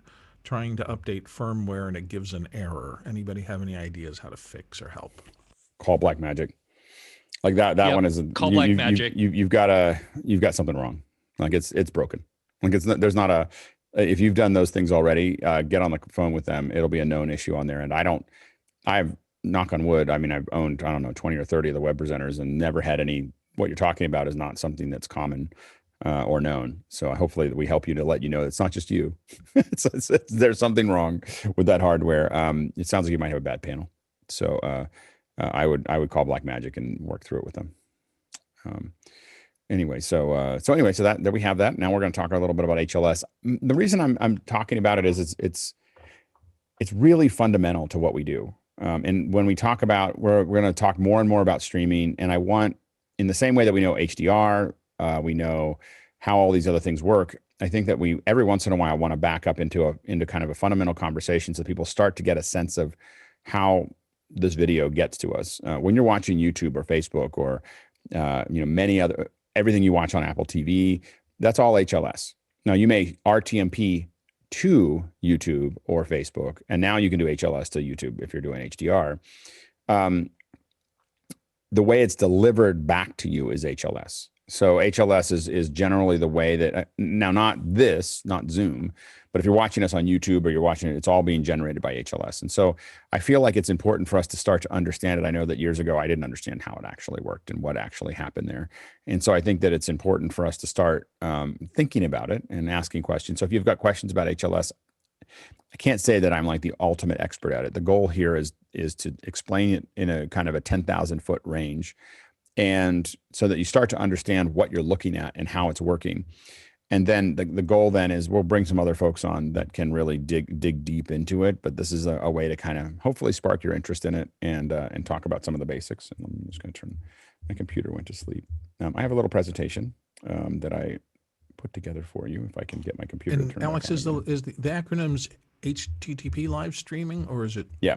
Yeah, HTTP live streaming. Okay. This was created by Apple but made something that everybody could use. So I don't know if it's not open source, but it's an open platform. And so a lot of people have used it because it was made open, but Apple uses it. And so Apple created it. It was designed at Apple to be made available to it. So Roger Pantos and I think Bill May are the two that are most known for the design of it. Anyway, so let me explain a little bit of that. Let me jump into this. So here's, of course, the goal is, what we're trying to do is get an image, onto your phone. So, of course, you have to, I'm backing up just a little bit to kind of think about, you have reality, goes through a lens, goes through an aperture, ends up on the sensor. So then, there it is projected onto your sensor, if you want to think about it there. The sensor is taking those, that light and converting it to, basically electrical impulses. So here's your bear pattern in the center. So every one of those little squares is just getting, that information. That each square doesn't get RGB. It gets its own, there's some red, some blue, some, in the case of the new Blackmagic, some white ones. Anyway, the sensors just simply get activated and they send that voltage in. It's important to think about sensors because you want to think about the size of the sensors. So a lot of times we talk about the phone, which is a 1/3 inch. Camcorders, mostly camcorders and the PTZs, when you see 1/3 inch, those are the sizes that you're looking at. Then broadcast cameras are mostly 2/3 inch. And then when you think of the 4/3 or micro 4/3, that's the change in the sensor size. And then Super 35 is the larger sensor size there. And so you want to kind of think about those comparisons. The reason that matters is one is because of depth of field. So when you think about having a short depth of field actually matters to us as people who are doing encoding. That's why I'm talking about it. It looks nicer, but it also is it also makes a difference, and it also makes a difference with light sensitivity. So as the photo sites, the reason I talk about, if I go back to this, as each one of those little squares that you see the lights go down to, as it gets bigger, it has a more accurate view of how much of what the color of light and intensity of light is. So as those photo sites get bigger, a 4K sensor at 1/3 has tiny, very, very tiny photo sites compared to the Super 35. That's why, for instance, a Canon ME20 or 20ME or ME20, they're only doing 1080p on a full-size sensor, which is bigger than that Super 35. And as a result, their photo sites are massive, which means their low light is very, it's very sensitive. So these are things that do affect us, because more grain defeats some of our compression, which we'll talk about in a little bit. So this is your kind of basic, player system. You're putting all this stuff together. All of this stuff comes through. It basically gets embedded, but of course it looks more like that when you're actually doing it. The capture card, of course, is turning these into raw frames. So when you have a decklink or an AJA card and it's pulling it in, it's grabbing that video signal and delivering frames. Each of these raw frames might be 50 megabytes each. You have to get it to about 200 to 300 kilobytes each. So we have to have it look the same, but have it drop a lot of resolution. So here are the techniques. We do color scaling, we do spatial compression, and we do temporal compression. And so color scaling, of course, is scaling down from the 444. We keep the luminance. Typically, we don't scale that down. We scale down the color, the U and the V, because we can make those smaller and people won't notice. And so that's one way that we kind of attack that. Now, the other one is spatial. And so this is very much like a JPEG compression, which is that it's looking for things in the scene that it can drop into buckets. So instead of having a value for every single, an individual value for every pixel, it is saying, well, a lot of these are green. These are all green, these are all green, these are all green. And the higher the compression, the more it tries to group it together, which is why you start to see blocking when things are kind of macro blocking is what we call it oftentimes. Now, temporal compression works a slightly different way. And these two things are the key to how compression works. So you have P frames or predictive frames. So you have an I frame, which is the whole frame. And then you have these P frames that are calculating in between those. And these P frames are actually looking at that I frame. They're going, I'm a derivative. Oops, let me go back to that. They are derivatives of that first I frame. Until the next I frame happens, these are all looking at that frame. What are the changes? Now, you also have B frames, which are bidirectional. These are looking at both the I frame and the P frame. So is looking at those two and then creating deltas in between those. Now, all of these together, the I frame and the BBP frames that are there are what we call a group of pictures, or GOP. So when you hear a 2-second GOP or a 4-second GOP, what you're seeing is it's how many seconds of time between those iframes. And if you were saving at a QuickTime, you would think of it as keyframes. When it says keyframes, that means that's the size of your GOP. So you might see 30 or 60. A lot of times with MacBreak, I would turn that up to 200 frames. And the reason I would do that is because then it's not writing a whole frame very often. It's only handling the in-betweens. Now, all of those GOPs then are packaged into segments. So a segment I think of it as like a railroad, on the railroad of your stream. You got a bunch of bales that are lined up on each one of these open-faced trucks there. Now, these segments basically are being delivered to the player. So what happens is it says, okay, there may only be a handful of segments that your player has at any one time. So let's say 3 segments, and each one of those segments might be 2 seconds. And it just keeps on adding those, getting rid of the last one, literally throwing it away, and giving you the next one. And that's why we call it streaming, but we're really just copying files to your hard drive and deleting them very quickly. And that's kind of how that works. Now, how do we know that what those are? Well, that is when if you open up an M3U8 and you start to look at what we call the manifest. The manifest is it's just telling you where those TS segments are. So this is the segments are this is the file that tells the player where those are. And this is what it actually looks like when you look at it in a piece there. So now that's the beginning. That's one resolution, but we actually are doing this with multiple resolutions. This is what we call ABR or adaptive bitrate. So we're sending you all of those, or all of those are available all the time. So 1080p, 540, 720, 360, all of those are available all the time. They're all being encoded and prepared in a live stream. Now, we know what the manifest is of each one of those, but how do we know which manifest to grab onto? Well, what we have is what we call an MVP or a variant playlist. So this is the playlist that is provided to the player. And I think I've said this before. I think Sky enjoys the thing, but I always think of it as some, I imagine the playlist as this kind of crusty old guy that's talking to the player, and he's like, so what do you want? What do you want here? I got a 1080p, I got a 720p, you can have whatever you want. And the player's like, oh, I don't know what I can handle. Well, I'll give you a 720p first, and then we'll see how it goes. And then, but at any point in time, the playlist, the player can grab onto any one of those streams if it's not working. So now, what happens is the encoder sends all those to what we call an origin. That is the main, that's going to build out that main distribution, make it available. And then you have an edge cache. And then your computer asks for that file. It goes back to the origin. The origin sends that file back, just those segments that it needs at that moment, which then goes back to the computer.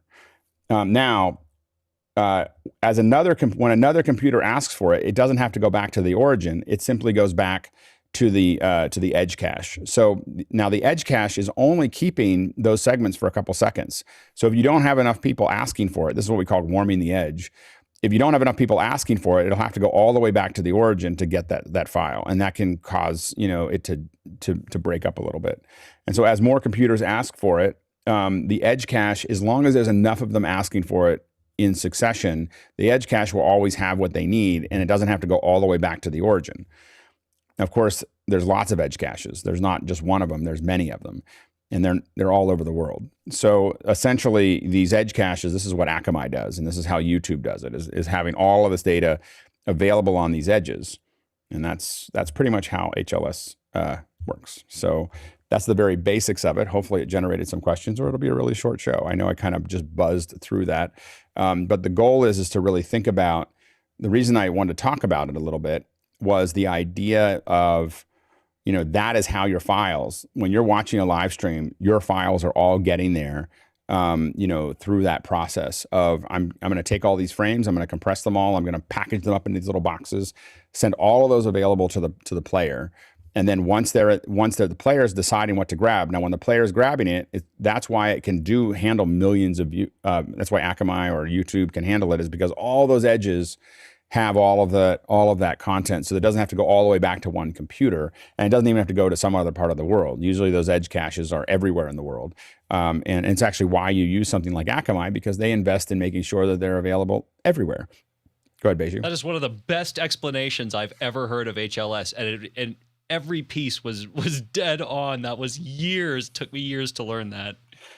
Well, I'm glad. It was an introduction that I did for Colleen Henry, who we'll bring on. The idea is, before she comes on, I need you to know that part, because she's not gonna back up and talk through that, what that looks like. So anyway, I'm glad it was useful. Go ahead, Beju. Yeah, second what Jason said about a very, very basic, good explanation. The question I had was that you mentioned that the origin server. Now, would you normally be doing all the rendering for all the adaptive bit rates at your source, or would you be doing that in the cloud normally, or somewhere further down the line? So it all depends. So that's a great question. So when you send an RTMP stream to YouTube, what you're actually doing is, when you send an RTMP to YouTube, you're sending what we call a mezzanine file to YouTube. YouTube just takes your one resolution and it creates that entire, all of those ABRs. So it does all of that compression for you. When you go into, for instance, CloudFront or Media Live will do that. You can say, okay, I'm going to send out all of these formats. So you can do it yourself, or you can allow the CDN to, to do that as well. Now, the reason that I like to do it, the reason I do it myself is because you'll have more control. You can tweak what you're doing and making sure that your encode for your content is as high quality as it possibly could be. Whereas when you hand it to YouTube, treats everybody the same. You know, like I'm just going to get the stuff, and I have a standard way that I do the compression. But I might find, for instance, that it looks better if I make a little bit more compression. So I might decide that my 1080p stream looks better at 10 megs a second instead of 8 megs a second.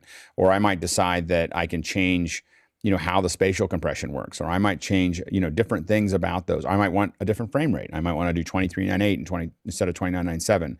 By hand building it and me controlling all of those ladders, you know, I can do that. A great example is Ustream. Ustream's solution, which I think is a Wowza solution, but their solution for transcoding is horrible. You lose sync. It looks all muddy. You know, whatever they're doing is, I'm sure, saving them money, but it looks horrible. So what we do when we're working with Ustream with a client that might be using them is we tell them, if it's a big client, we use that leverage to get them to turn off all of the transcoding, which they can do.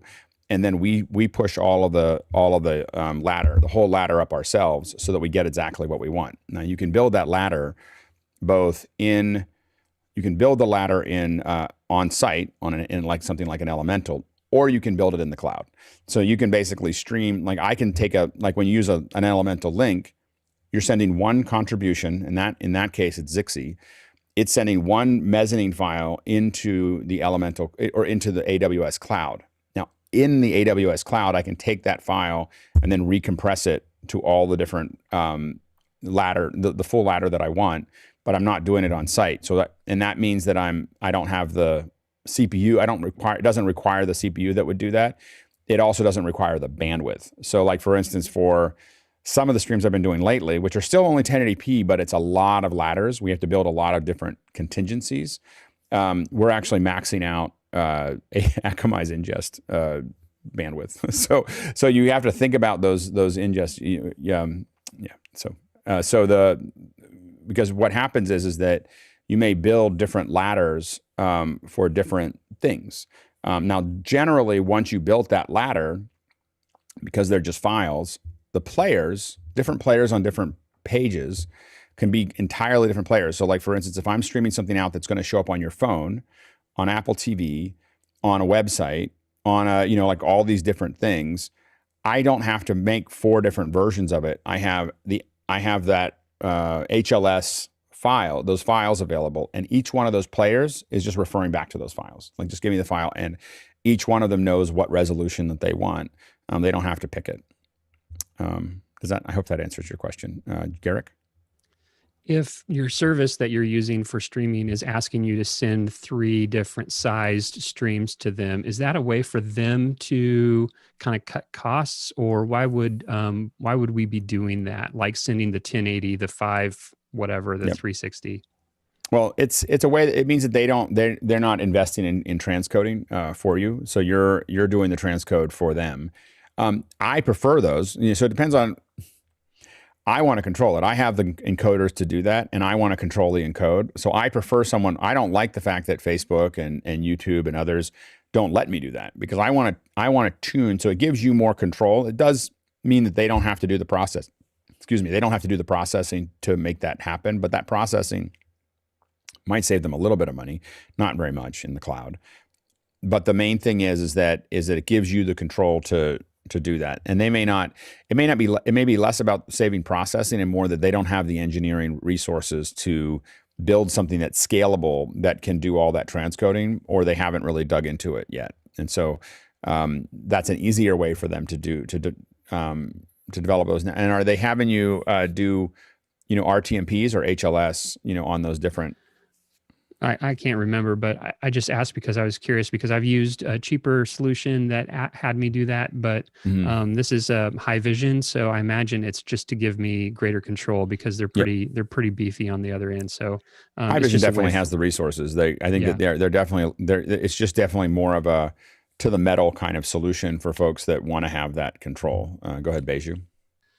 Yeah, I think it's also an issue of latency for some of the providers. Like Livestream used to give you the option that you could go do the encoding for all the ladder yourself, or you could send it for the cloud encode. And the difference in latency went from something like 10 or 12 seconds to about a minute. So for some solutions, that could be an issue as well. Yeah, absolutely. And so it looks like the questions are stacking up. So let's go ahead and jump into them. And some of them I may bunt. I may bunt because they're heavier than and we'll get Colleen in here. This one is designed to prime the pump so that we can talk about it deeper. Go ahead, next question. We're going into a deep dive here. Stan Chan of Roseville says low latency HLS versus low latency CMAF. I had to look that up. CMAF. Common media application format. Dash CMAF dash versus WebRTC. Pros and cons for each in a live streaming application scenario.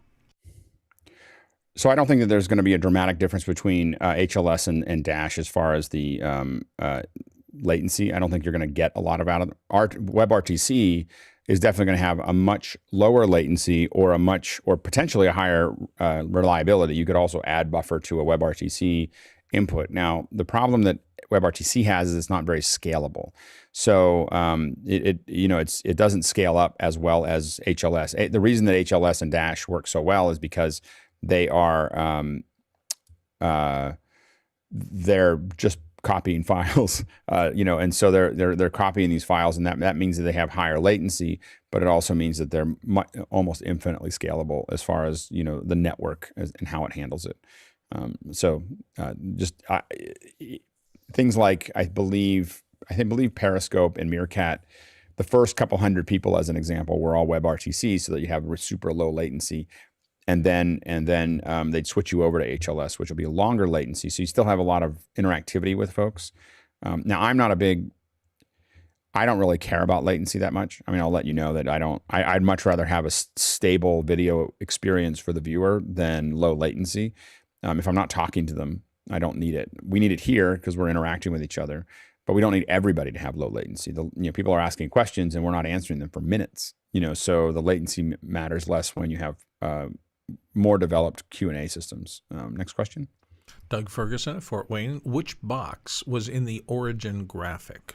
Some random box that I found on YouTube not on YouTube, but on Google. Like there's lots of companies that make origin servers, but I haven't had to build my own origin server for a long time. I mean, I've done it, but it's been actually, well, the box that I have right here is an origin server.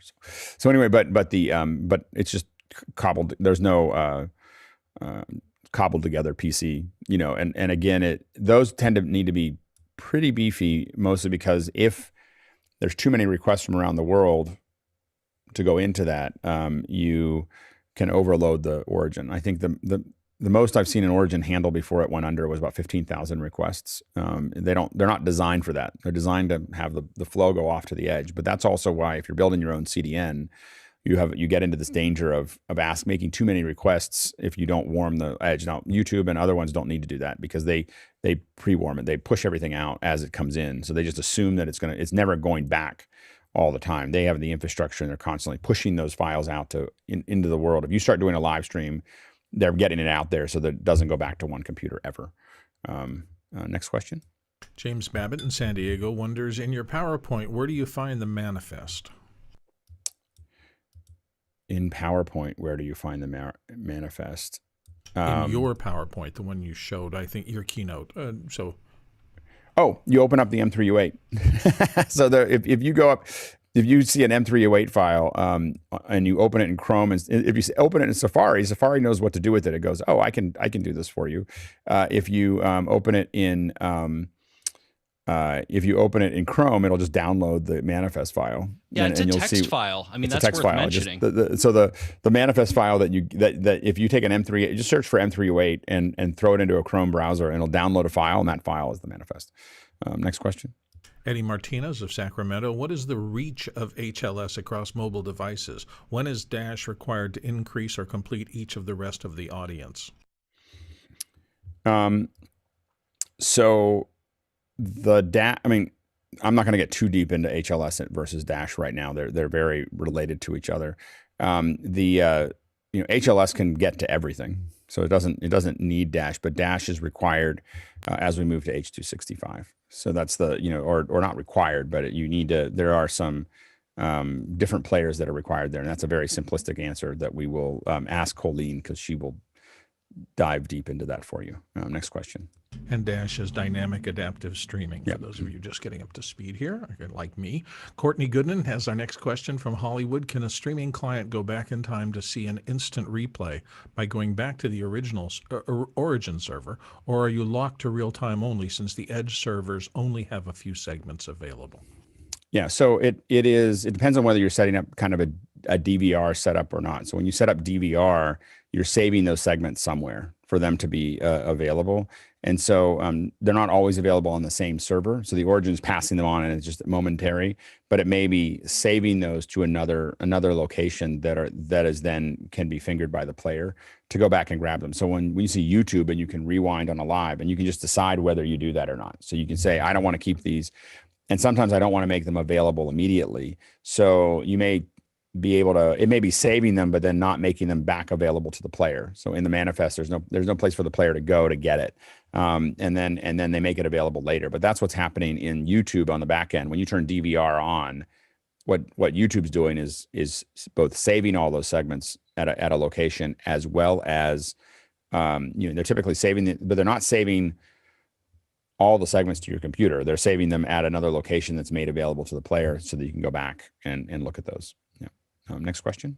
Patrick Shonas of Little Rock, Arkansas says, how does the core technology of HLS differ from other streaming technologies like SRT and RTMP? Pretty deep question. I mean, breaking these formats down, we probably will I think what we want to do is talk about HLS today, and then SRT and then RTMP, and I'm working on getting different people in to talk about each one of those, and then we can compare them. But they're different in the sense that HLS is going to have a higher, typically not, there's low latency HLS, but even that is still not. RTMP is can potentially get into the RTMP and SRT can potentially get into that sub 1 second range where you don't usually see HLS occurring because it's copying these files as fast as it can. They're streaming the files, streaming the images, out. And so it's a different protocol in that sense. And so they can get to lower latency, but they're not as stable, and not as widely used as HLS. Next question. Michael Patrick of Chicago, does HLS support HDR currently? It can. HLS is just I just got files and putting them up. So it's just like what you put into it. So the way the HDR works is, to simplify this, is that it's just a file that has a known color curve. So usually an HDR file will look very subdued. It'll look typically darker and more washed out as it goes out. And simply the player needs to know what to do with that. Like, what am I going to do? An HDR image is just like any other image, but with HLG, it has no metadata. It just goes out. With HDR10, it is a HDR10 or PQ. It has a known curve that it's managing, and then the metadata can tell you what the height is. For this whole show, I'm going to be this bright and this dark and some other stuff in between. And then when you have Dolby Vision is going to increase the range that it covers, as well as being able to adjust every frame. Really, you do it every scene, but it could theoretically do it every frame. There's metadata going with all the content so that it can constantly be making adjustments to the image. There's also, on the other side, on the TV knows where it knows what capabilities it has, and scales the brightness and color up and down with Dolby Vision, dynamically, which is a big jump up from just simple HDR10 and definitely way up from HLG. Next question. Roscoe Jones, in the early days of Akamai engineers and hackers would take half a day to clean up and clear channels to get a feed out of the San Francisco Marriott meeting room. Are most places now easy to get the needed bandwidth to send out video for? And he uses the term broadcaching. I love that. That's a sweet portmanteau. Yeah, there was a thing, to get it working for a while. And a lot of it had to do with you just moving things in real time back out. And so I know in the Marriott specifically, we would oftentimes be bringing in actual nodes, Akamai nodes, to make sure that we had the cleanest connection to Akamai. And I've worked on a couple other events where we bring the actual Akamai ingest nodes into the facility. And it's big budget solutions, but it has gotten a lot. It's gotten a lot better. You know, like we don't. I mean, we still do that for the largest events that we do because we might have a lot of people in the building that are making requests against that, and so having it local makes a difference. But it's very rare to you know go down that path. There's only one or two companies that I know of that do that. So anyway, but the it's gotten, you know, it gets smoother every time. I will say Akamai is still, it's a tweaky way to do streaming, but it's very powerful as far as what it can do, and very flexible because we have complete control over how it manages the CDN. Next question. TJ Asher's back from Minneapolis. Could the YUV color space in video motion images be thought of as analogous to the lab color space for still images, where luminance is one channel and color is the two others?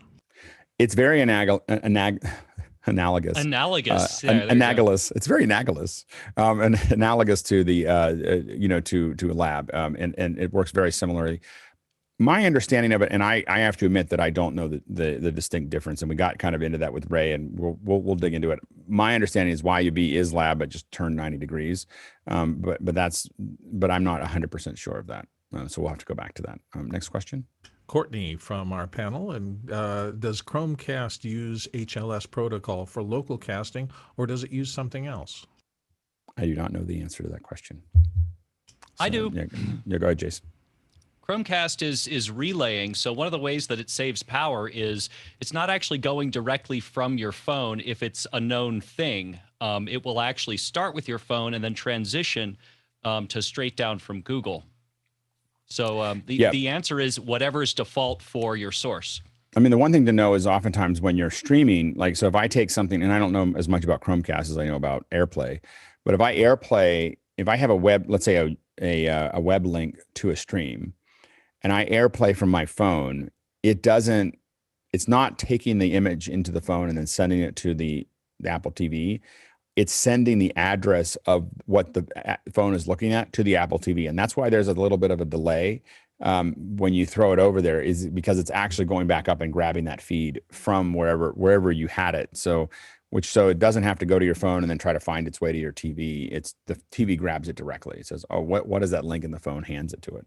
So that's a different, you know, so it usually gets, and I think the Chromecast probably works the same way, where it's grabbing it directly from the source as opposed to through the phone as it goes through there. So hopefully that, does anyone have any other, oh, we have one more. Yeah, we have one more question that's in the panel right now.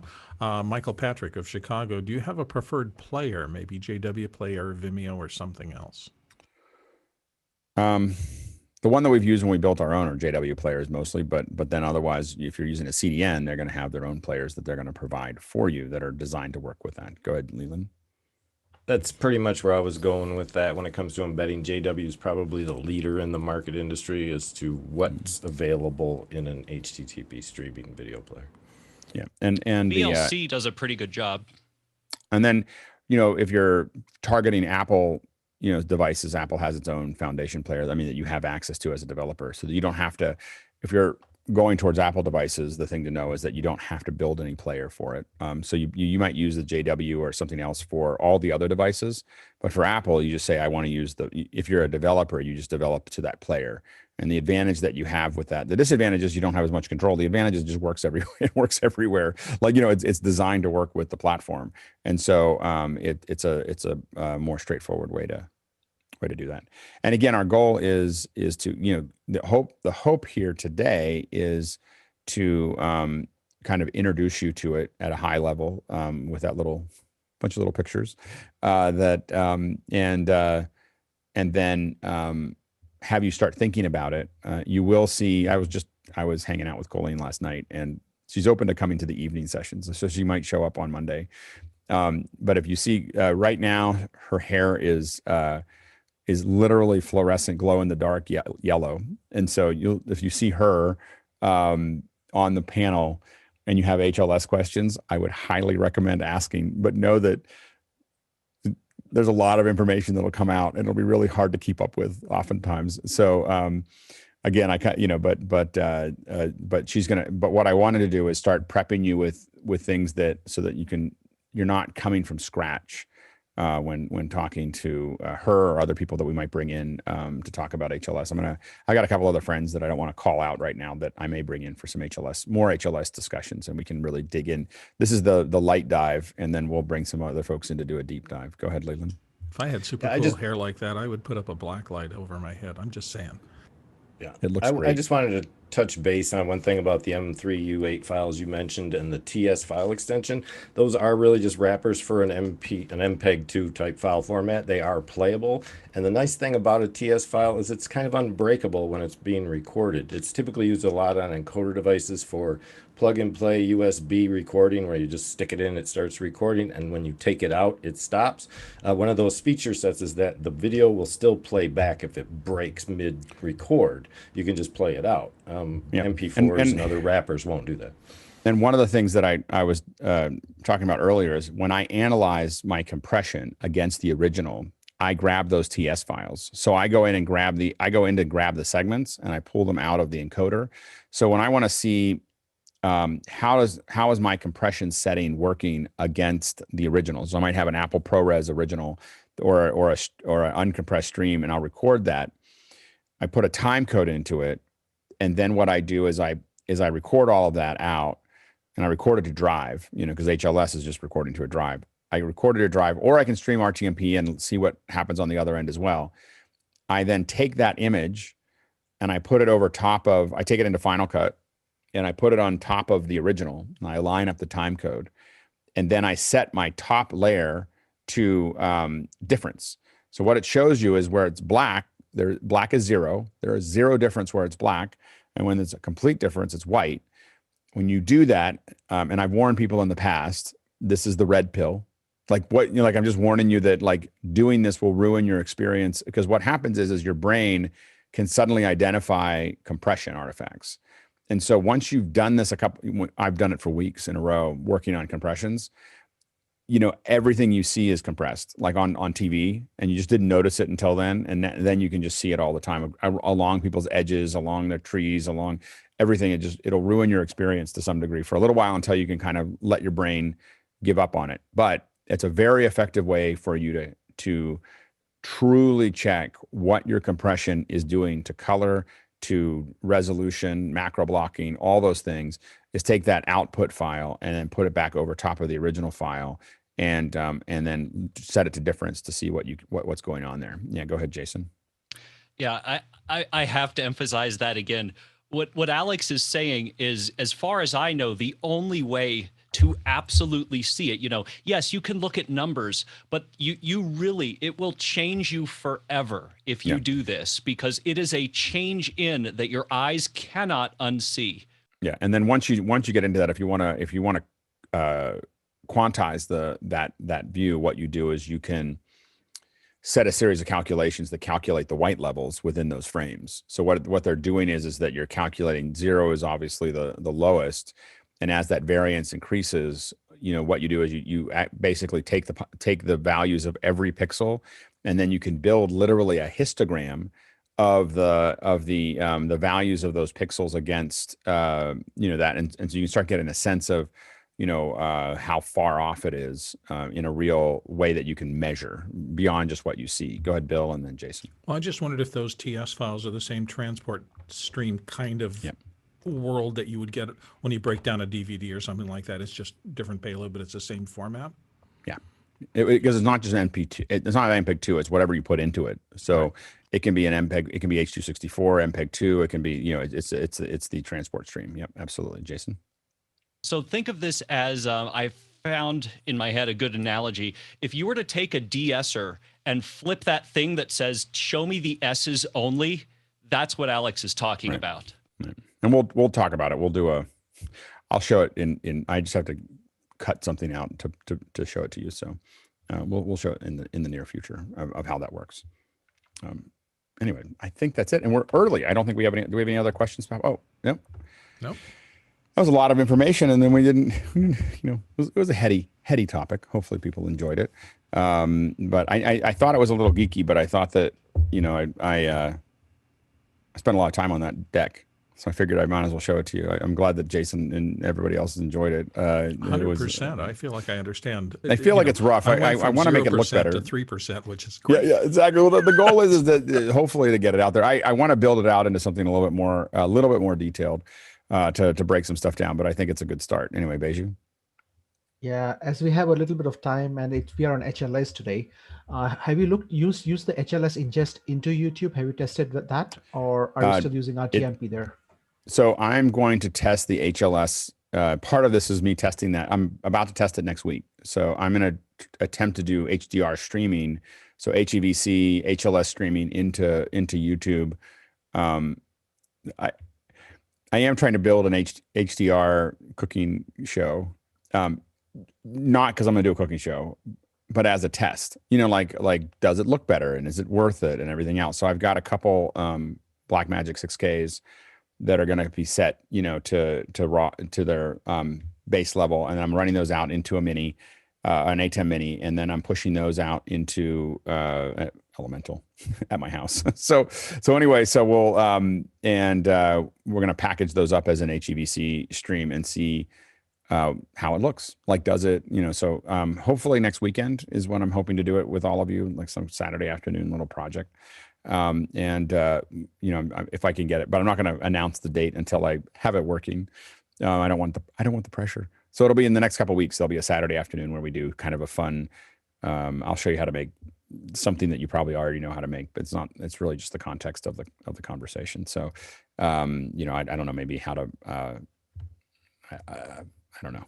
I'll make something with a lot of color.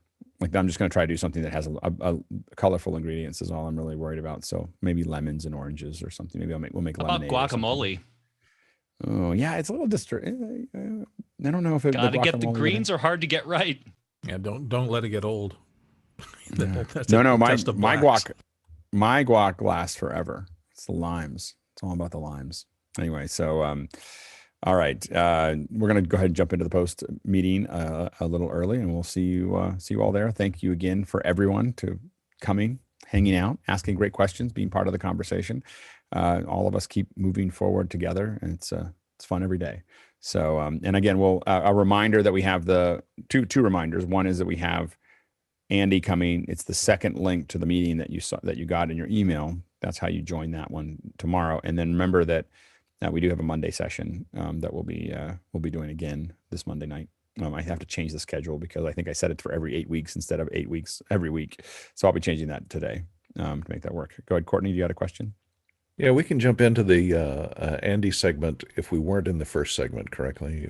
That's correct. Yep, Okay. we'll do a separate mic check for that. Yep, absolutely. All right, we're going to switch over to the post show.